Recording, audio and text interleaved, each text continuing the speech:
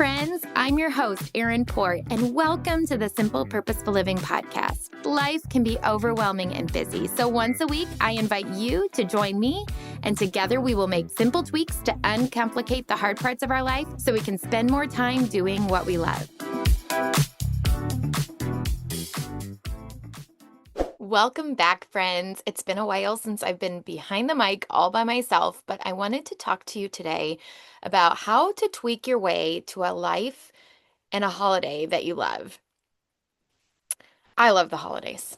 I love them probably more than any other time of the year. I find them extremely magical, so many intentional moments for memory making. But I've also learned that they can sneak up on you with the pressure, expectations, and all of the shoulds. I should do this. I should do that, right?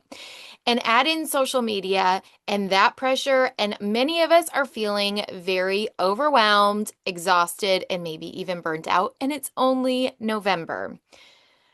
Here's what the stats say in the United States, and I think this is so interesting. It says about 1 in 5 parents admit that their stress levels dampen their children's holiday spirits, and it often dampens their own too. Surveys show over half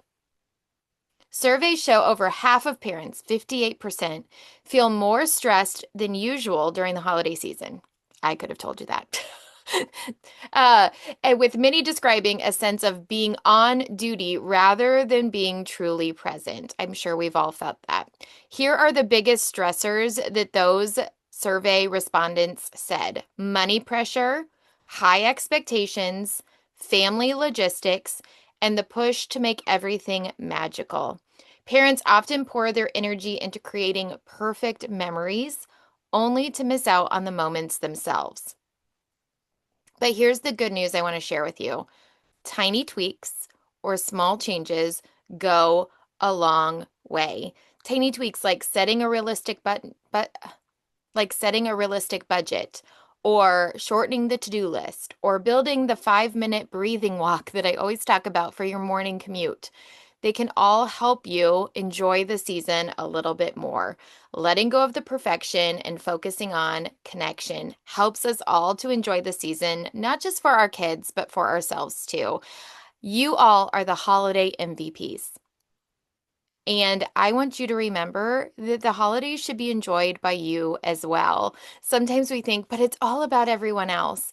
But I want you to enjoy it too, because we only get this one life. So today I'm going to share 10 tiny tweaks that I hope will help lighten your load this holiday season, take the pressure off, and remind you of what truly matters so you can give yourself the permission to enjoy the season as well. I have learned some of these the hard way as your big sister that you didn't ask for cheerleader. And these are things that I'm still learning and applying today. But I find it best to do these things with accountability. And so I'm inviting you, our Simple Purposeful Living community, to be accountable to me, and I'll be accountable to you, to hold each other to these tiny tweaks, to help us to remember them when we forget them, to call them to mind so that we can enjoy this season. If you're just catching up or you're new to the podcast, I want to explain what a tiny tweak is, because it is a tiny little shift, the smallest change. And what I love about them, and I found this during, right after we brought Quincy, our youngest, home via adoption. He was very malnourished, very sick, and was nonverbal, and it took a lot of time and energy to get him back to health. And I was overwhelmed and burnt out, and I felt so much shame. And I'm sure you've maybe not experienced that specifically, but maybe another experience in your life. And it was in that season where I was like, I can't change my circumstances. Like, Quincy's not going to be healed overnight, but I can do little tiny tweaks to make me not just survive this season, but maybe even enjoy the season. And what I love about tiny tweaks is that it's just the smallest little change.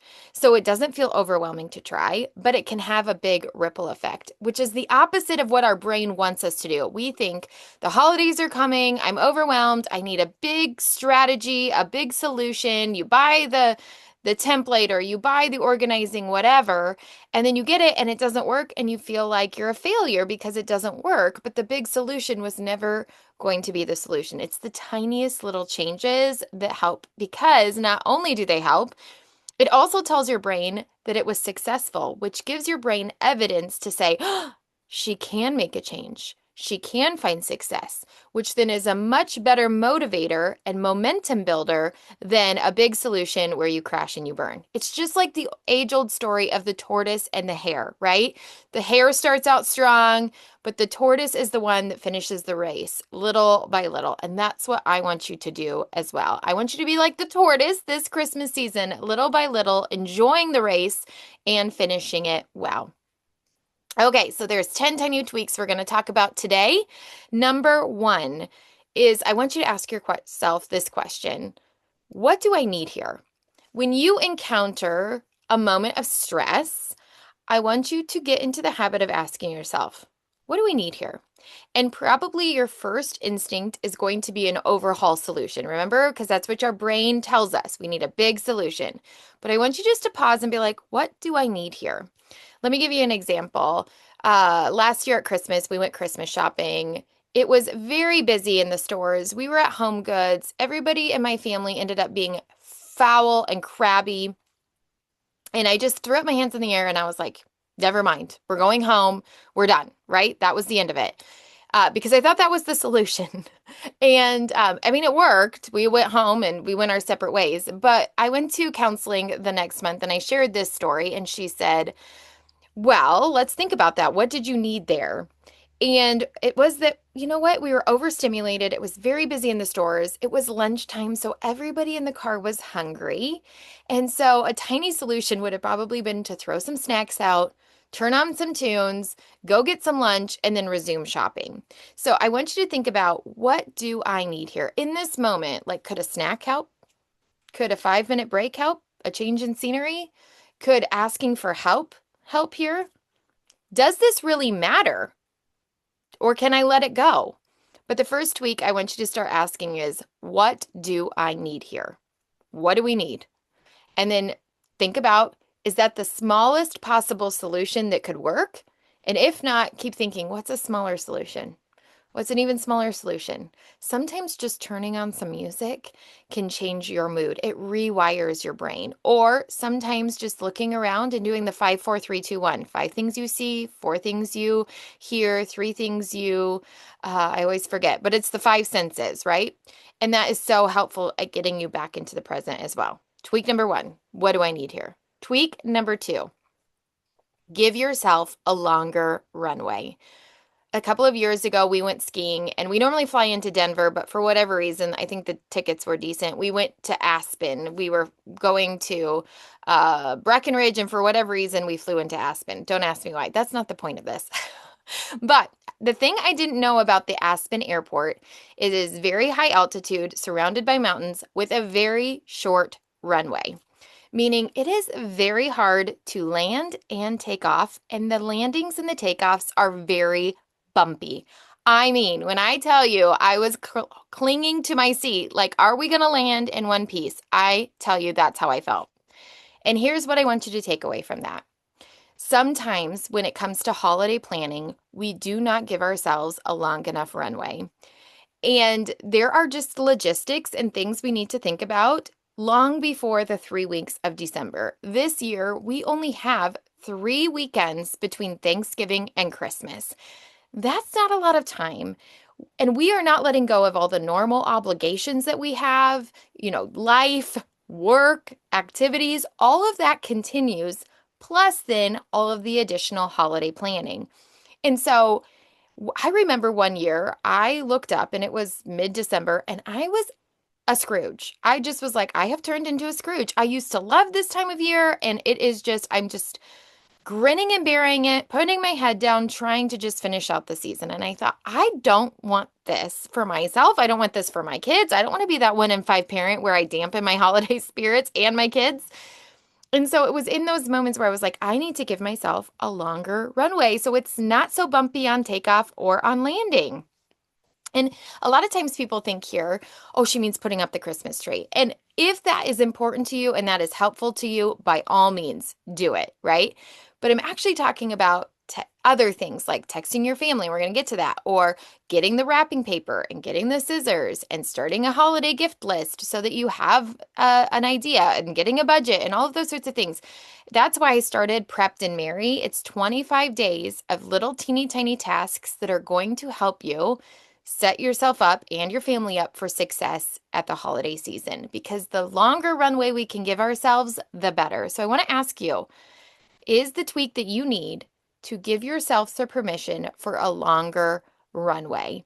It is not about the commercialism of the holidays. We're not talking Charlie Brown here.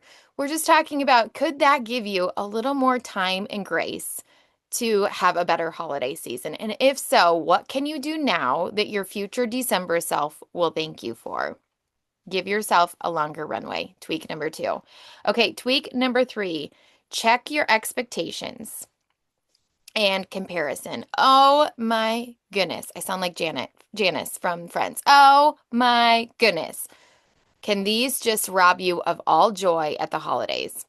Now, let me give you an example from my childhood. So, my mom was the most magical memory Christmas maker of all time. Like, she was our holiday MVP. And with that came that expectation for myself. Now, my mom and I are different, and I'm much more of a minimalist and simplicity person. And so, I was trying to emulate her because I thought that was the only way to do Christmas and honor her and my family. And then one day I was like, I am making myself literally sick trying to do what she did, and that is not who I am. And when I started to let go of the expectation of having to do it a certain quote unquote way, I was able to really start to lean in and do the things that mattered to us and my family. And honestly, still be carry that torch that my mom carried for us and give that to my kids in my own way. And maybe it's not your mom, maybe it's the people online where you're like, but that's what they're doing, so that's the way we should do it. And when we step back and we say, but what matters to me? Why am I doing this? And when we sit back with that and kind of sit with it a little bit, it kind of becomes clear what actually matters and what our intentions are.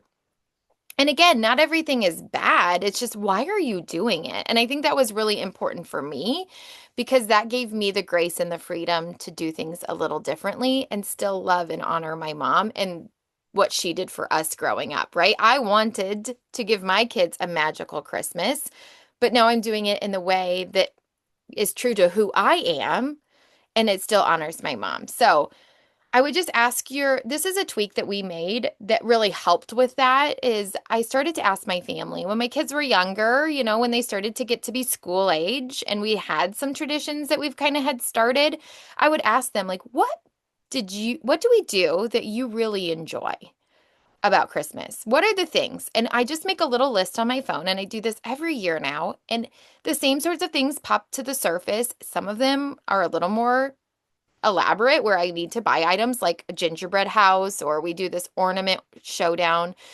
Sometimes it's just they want to watch Christmas movies. My daughter wants to drive around and get a fun drink at Starbucks and look at Christmas lights in our jammies. And my son wants to throw snowballs. We have these plush snowballs. And my other daughter wants to watch Hallmark Christmas movies. Okay, this is helpful because then I can tailor our Christmas to what my family wants as opposed to what the world says. I heard a while back that if you don't define what success is for you, the world will define it. And I think that rings true for Christmas too. Like for you, what would a successful Christmas look like for you and your family? Like if you asked them, what do you want to do? And you did those things, would that be a success? And I'm guessing that would be. But we have to kind of peel back and I'm hoping this podcast gives you some space to kind of think through these things of like what actually matters to you and letting go of the expectation that it has to be done a certain way. And last week on the podcast, our guest Jacqueline, she also said something that was very profound to me because as my kids age, things ebb and flow and change. And she said every year looking at even traditions, and letting them evolve over time. I think we've all been in that position where somebody in the family has held on to this tradition that no longer is fun for anybody, but it's tradition, so we're doing it. When you could just say, you know what, let's let it evolve. Point in case, this we always do Christmas pajamas with my side of the family. And I think I've shared this online, but we've always done the Hannah Anderson, like my 10-year-old daughter calls them the sucky-innie pajamas. Do you know what I'm talking about? Like the ones that they're real cute on a 2-year-old. So my niece and the nephew look great. The rest of us just woo, you know. And so this year my kids were like, "Hey, can we talk to grandma and see if we can get non-sucky-innie pajamas?" Let the tradition evolve. And my mom was like, of course, we can get them somewhere else. No big deal. So we got non-sucky-innie pajamas for most of us. And I think the 2-year-old still got those because they look cute in them. Everybody else, we're going to have a little more room for the turkey and the stuffing and all of that. All right, so just a reminder, tweak number 3, check your expectations. Why am I doing this?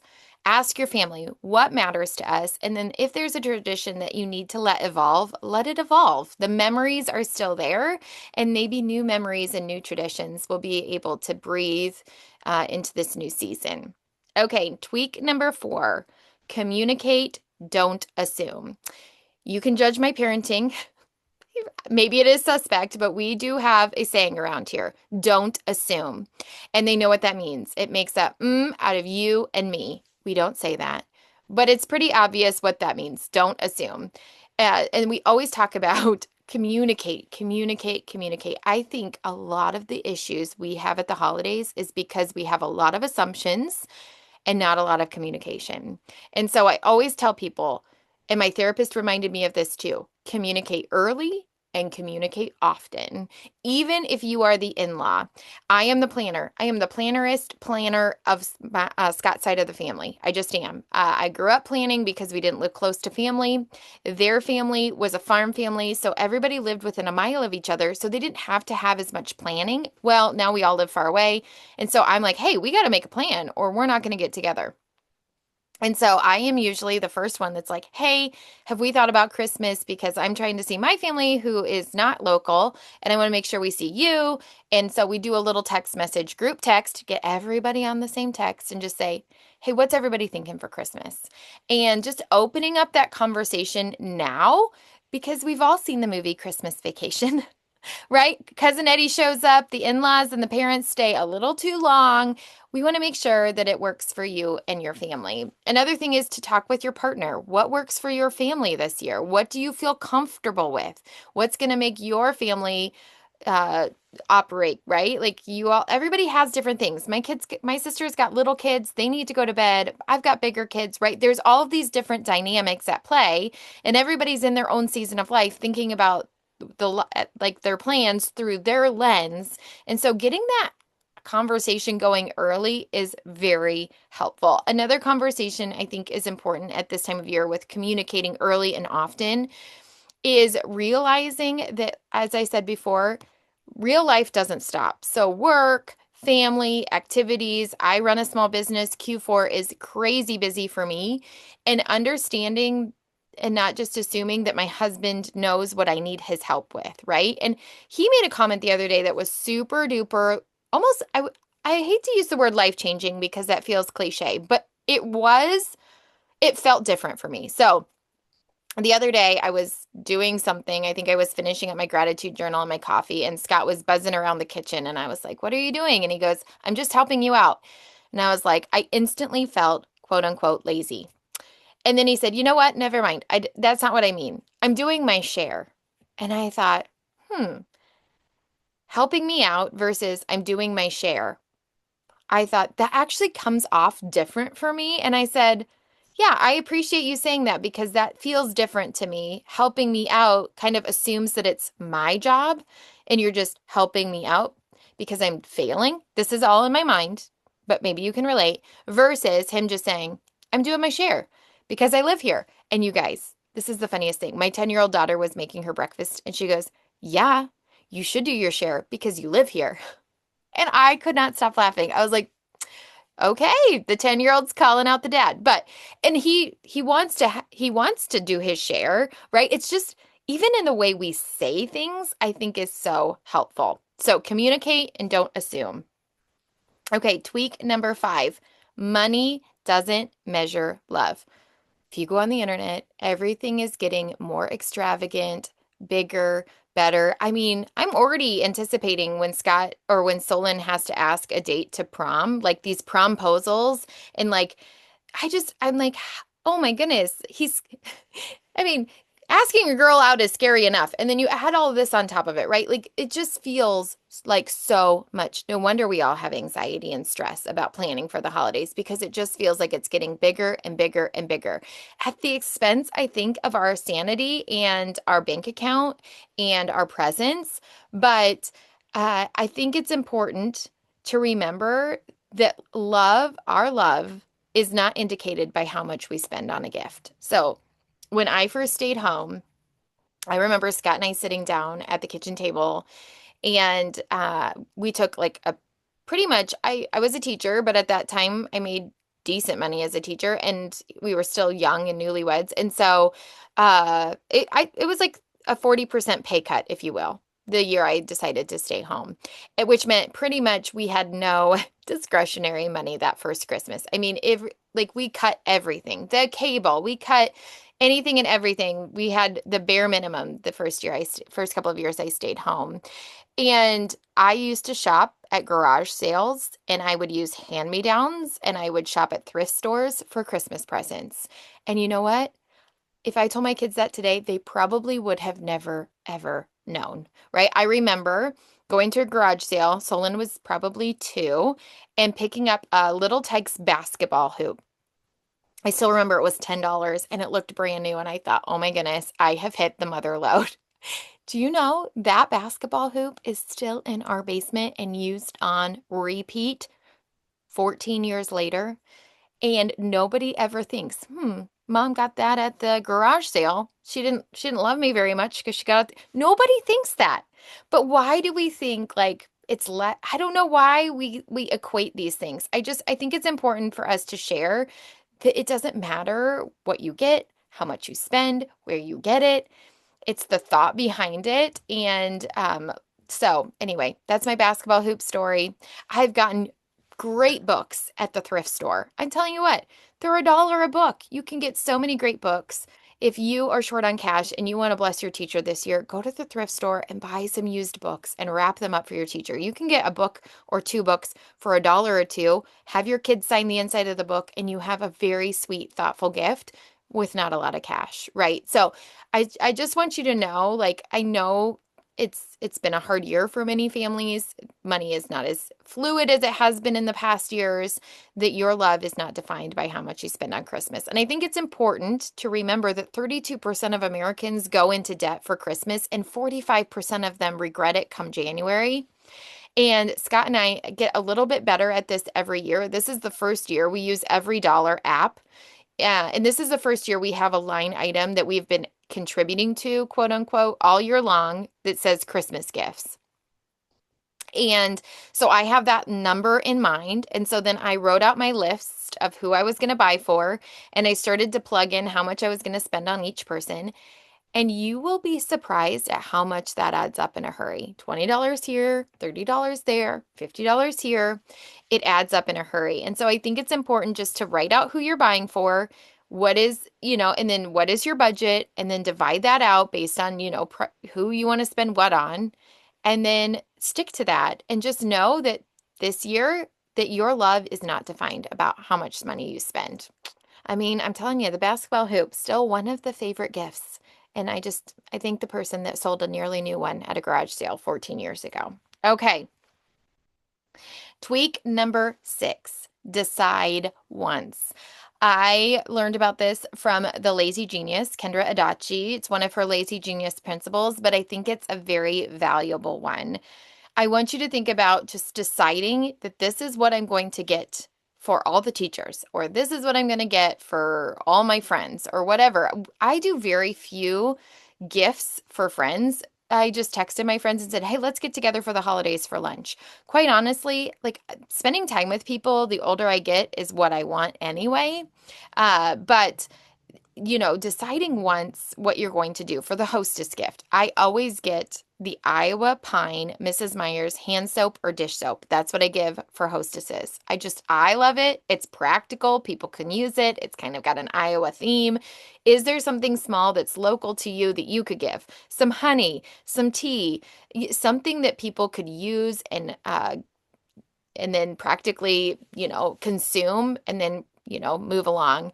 I like to, for our teachers, I always give them the brain dump notepad or the weekly plan notepad from Simple Purposeful Living. Shameless plug, but we sell them in bundles so you get 6, but you only have to buy 5 and it's automatic free shipping. It's a great deal. And then I usually put like a little gift card, whether it's a coffee gift card or whatever. It's a great, $15 gift. Maybe you even buy some Papermate Flare Point pens, break up the pack, and give each teacher 2. You have a cute little practical gift that they can enjoy for the holiday season. So just decide once, what is the gift idea going to be this year? Stock up on it, and then you're going to replicate it. And it just takes the decision work out of it. Like, this is what we're going to do. And I just buy it for everybody. And I always try to think, like, if it's something I would enjoy, something I would consume, then it's easy for me to gift. Okay, tweak number 7. A no this year isn't a no forever. This one's hard because traditions, right? This is what I've always done. And I'm kind of thinking about this with Christmas cards this year. I'm on the fence, okay? Because it is a budget line item and it has gotten expensive to mail out Christmas cards. You're talking probably $1, $1.50 per card, plus the stamp, which is well over 50. So you're talking $2 so it's over $200 to send Christmas cards at least, right? And so you need to decide, is it worth it? I will tell you, there was a season, it was 2017, the Christmas of 2017. We announced we were adopting in 2016. Is that right? I might get the dates wrong. But then we thought the adoption would be, we thought we'd have Quincy home by December 18th, or the Christmas of December 18th. And we didn't. That's right. It was Christmas of December 18th. And I just didn't have it in me to send out Christmas cards that year. I was having a hard enough time grieving my own loss of not having him home, still not having a match, the adoption taking longer than we thought. And I just didn't have it in me. And so I decided, you know what? I'm not going to mail out Christmas cards this year. So no for now is not a no forever. It's the same with any activity at Christmas. The Polar Express, right? We used to always do the Polar Express, but like Jacqueline said, my kids have gotten older. We've been there, we've done that. The magic is kind of gone. We know what to expect. It's time for something different. And maybe we'll come back to it someday. Maybe we won't. But no for now doesn't mean no forever. So what is something right now that you're like doing it? Maybe you're doing it out of guilt or compulsion or because you've always done it. And can you say, you know what, this year we're not going to do that? Maybe it didn't pop up on your kids when you asked them, like, hey, what do you want to do for Christmas? And nobody said this item. And you're like, you know what, this year we're just not going to do it. And maybe next year we'll come back to it. I think that that's really important. Some seasons call for quiet. Some seasons call for less. And I think giving yourself grace is a form of self-care. So what can you say no to for now, knowing that maybe you can come back to it someday? Tweak number 8, leave space for spontaneity. Okay, this has gotten really important the older my kids get and our schedules of regular daily life are more full. My kids are in school sports. I don't own that schedule anymore, right? And but what I have found over the years is sometimes the best traditions happen by chance. One of my favorite traditions, and it's so small. And here's the thing, a tradition can be so important and also take 5 minutes. This is what I've decided. But one of my favorite traditions, I think it was the year that I had Lucille because I was probably nursing her. So that would have meant that Solon was 6 and Vera was 4. And I think that they wanted to put up the Christmas tree. I'm pretty sure that's the conversation we had. I'm pretty sure I was nursing Lucille. I was doing something and I couldn't help them. And they were like, we want to put up the Christmas tree. And I was like, well, okay, we can put up the Christmas tree, but you got to go get it. Like, I think I said it kind of tongue in cheek. Well, wouldn't you know, those kids go down to the basement and they pull the Christmas tree. It was in a bag. They pull the Christmas tree and they pull that thing, a 6 and a 4-year-old, up the stairs. And I have a video of it. It literally warmed my heart. And that became a tradition. Every year now, still to this day, the four kids are the ones that bring up the Christmas tree. They think it's funny. It warms my heart. It's one of my favorite things that we do is them bringing up the Christmas tree. And you guys, it's like 5 minutes and it started by chance. Same with our Christmas ornament showdown. I don't know how much longer we're going to do it, but Lucille did ask to do it this year, so we do it. But I found this little ornament kit at the dollar spot at Target years ago. I'm guessing I think I found it in 2020 was the first year we did it. And we do boys versus girls. And then we let the internet vote who thinks the best ornament wins. The girls were on a winning streak, and then the boys won last year, so it was a big deal, big upset. But we get all the little supplies, and we make an ornament, and we put them on the Christmas tree. And someday when the kids are gone, I'm gonna love having those Christmas ornaments on my tree. But it started by chance, by a random ornament kit at the dollar spot, right? Like so random. But when we leave space for spontaneity, when we don't pack our schedules super full, sometimes the best traditions come out of those things, right? And I think sometimes it's because there's absolutely zero expectations tied to it.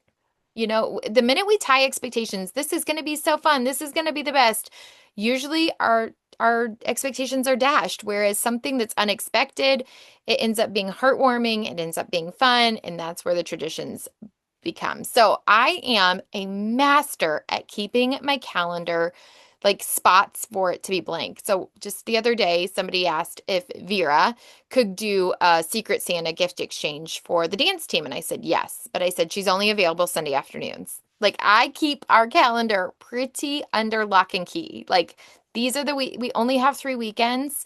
I have blocks out so that it's time for our family to watch Christmas movies or to do a Christmas activity. I've already actually marked down some times where we can do like the gingerbread house making and the ornament showdown. Does it have to happen on those days? No, but having it on the calendar does make me feel like there's like a freedom and a peace knowing it will get done because that's what matters and it's on the calendar. And so that's really helpful. So just a reminder, leave space for spontaneity and joy and then plan for what matters. Okay, we're almost done. Tweak number 9, prioritize self-care.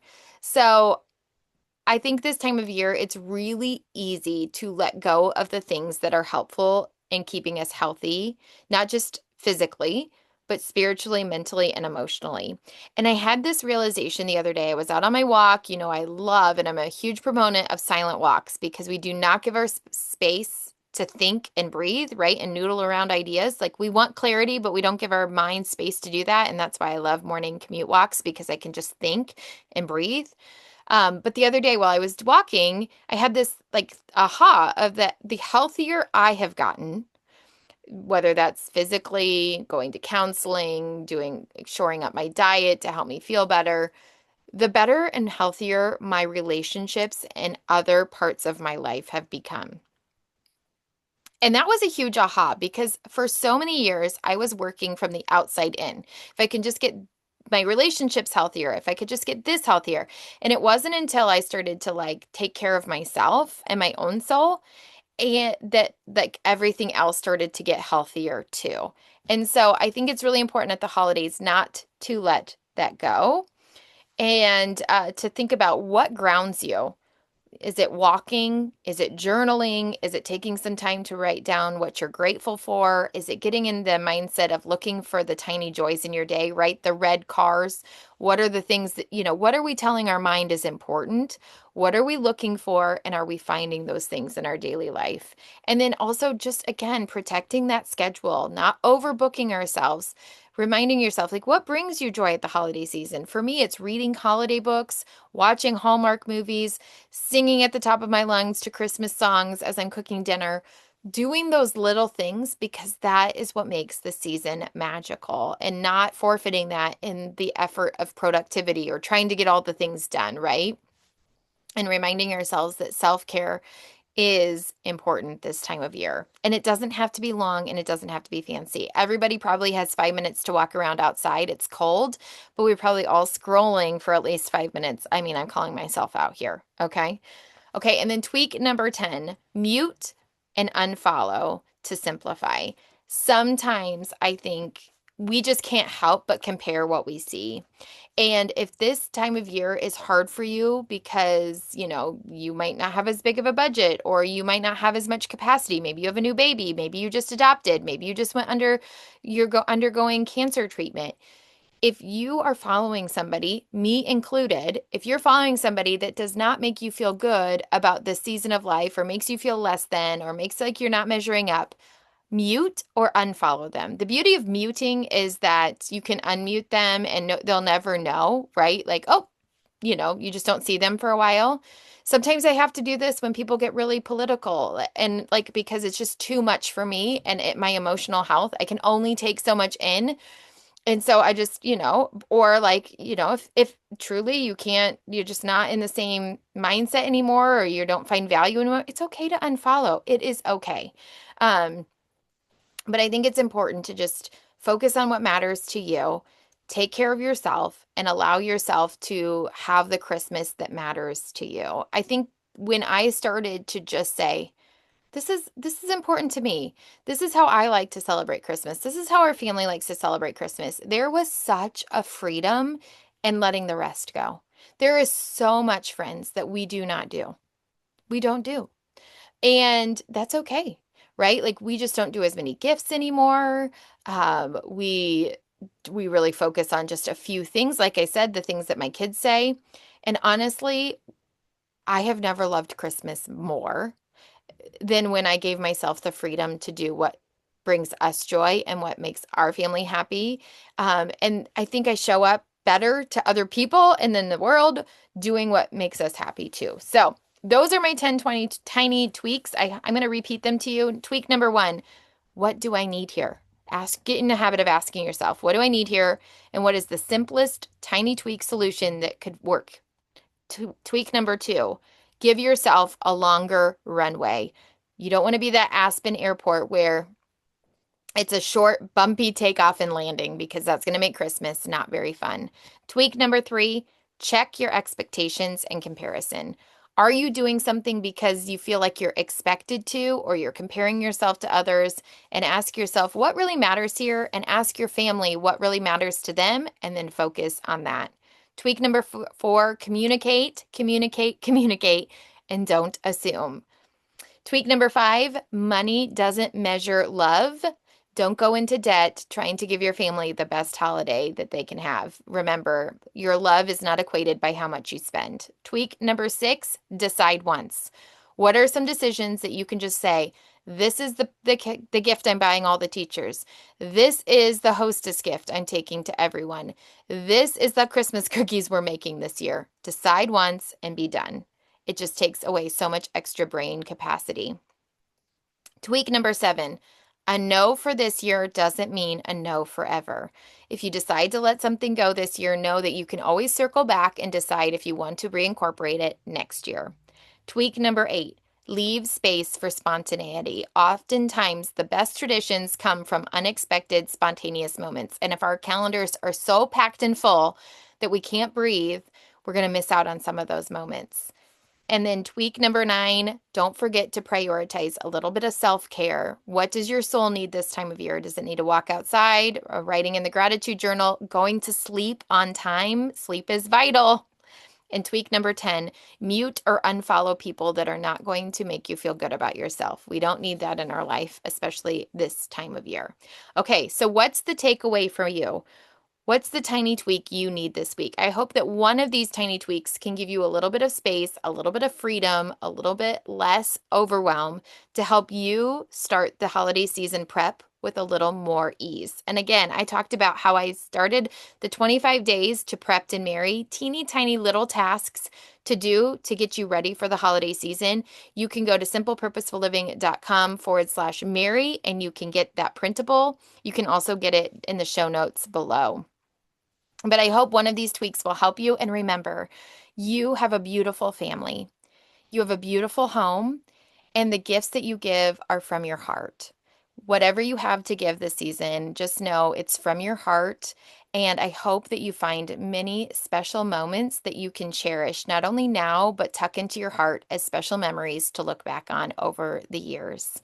Have a very Merry Christmas, and I'll be back with more special programming to help you get ready and prepped and merry for the holiday season. But until then, Merry Christmas, and let's do this.